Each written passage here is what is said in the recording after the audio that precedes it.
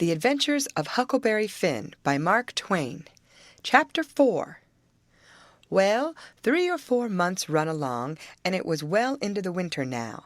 I had been to school most all the time, and could spell and read and write just a little, and could say the multiplication table up to 6 times 7 is 35, and I don't reckon I could ever get any further than that if I was to live forever.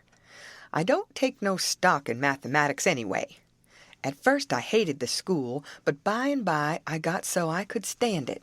Whenever I got uncommon tired, I played hooky, and the hiding I got next day done me good and cheered me up. So the longer I went to school, the easier it got to be.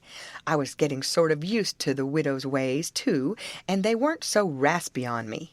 Living in a house and sleeping in a bed pulled on me pretty tight mostly, but before the cold weather I used to slide out and sleep in the woods sometimes, and so that was a rest to me.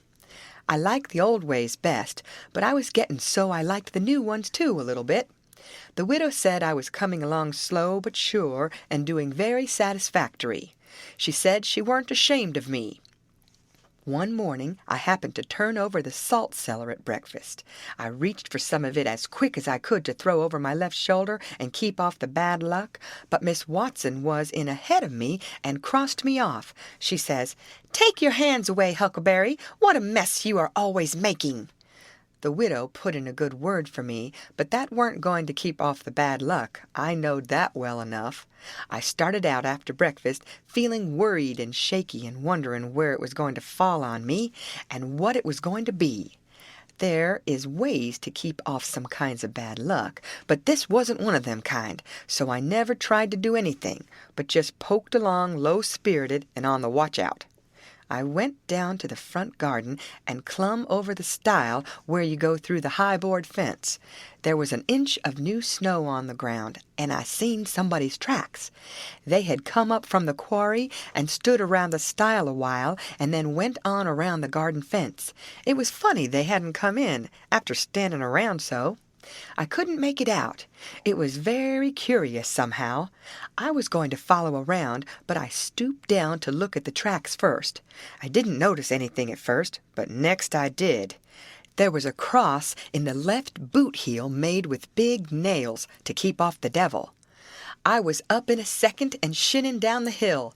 I looked over my shoulder every now and then, but I didn't see nobody. I was at Judge Thatcher's as quick as I could get there. He said, "Why, my boy, you are all out of breath. Did you come for your interest?" "No, sir," I says. "Is there some for me?" "Oh, yes, a half-yearly is in last night, over $150, quite a fortune for you.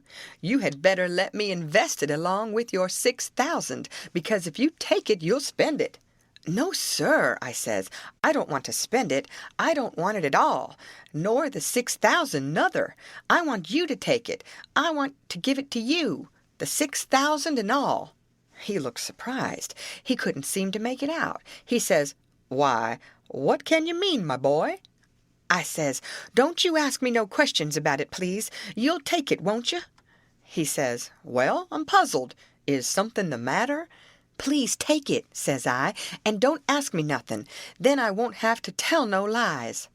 He studied it a while, and then he says, "Oh, ho, ho, I think I see. You want to sell all your property to me, not give it. That's the correct idea." Then he wrote something on a paper and read it over and says, "There, you see it says, 'for a consideration.' That means I have bought it of you and paid you for it. Here's $1 for you. Now you sign it." So I signed it and left. Miss Watson's nigger Jim had a hairball as big as your fist, which had been took out of the 4th stomach of an ox, and he used to do magic with it. He said there was a spirit inside of it, and it knowed everything. So I went to him that night and told him Pap was here again, for I found his tracks in the snow. What I wanted to know was what he was going to do, and was he going to stay? Jim got out his hairball and said something over it, and then he held it up and dropped it on the floor. It fell pretty solid, and only rolled about an inch. Jim tried it again, and then another time, and it acted just the same. Jim got down on his knees and put his ear against it and listened. But it warn't no use. He said it wouldn't talk. He said sometimes it wouldn't talk without money.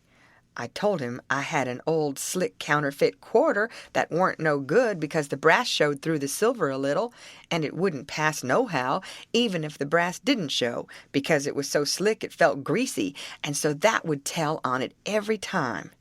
I reckoned I wouldn't say nothing about the dollar I got from the judge. I said it was pretty bad money, but maybe the hairball would take it, because maybe it wouldn't know the difference. Jim smelt it and bit it and rubbed it, and said he would manage so the hairball would think it was good. He said he would split open a raw Irish potato and stick the quarter in between and keep it there all night, and next morning you couldn't see no brass, and it wouldn't feel greasy no more, and so anybody in town would take it in a minute, let alone a hairball. Well, I knowed a potato would do that before, but I had forgot it. Jim put the quarter under the hairball and got down and listened again. This time he said the hairball was all right. He said it would tell my whole future if I wanted it to. I says, go on. So the hairball talked to Jim, and Jim told it to me. He says, "Your old father don't know yit what he's a-goin' to do. Sometimes he spec he'll go away, and den again he spec he'll stay. De best way is to rest easy and let de old man take his own way. Dey's 2 angels hoverin' round about him. One of 'em is white and shiny, and de other one is black. De white one gets him to go right a little while, den de black one sail in and bust it all up. A body can't tell yit which one is goin' to fetch him at de last. But you is all right.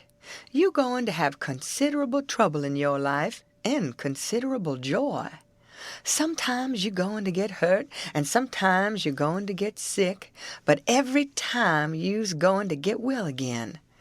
Dey's 2 gals flying about you in your life. One of 'em's light, and the other one is dark.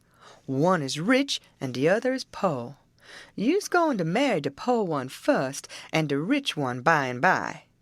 You wants to keep way from the water as much as you kin, and don't run no risk, case it's down in the bills dat you's going to get hung." When I lit my candle and went up to my room that night, there sat Pap, his own self. End of chapter. Read by Lorraine Montgomery for Lit2Go on the web at fcit.usf.edu.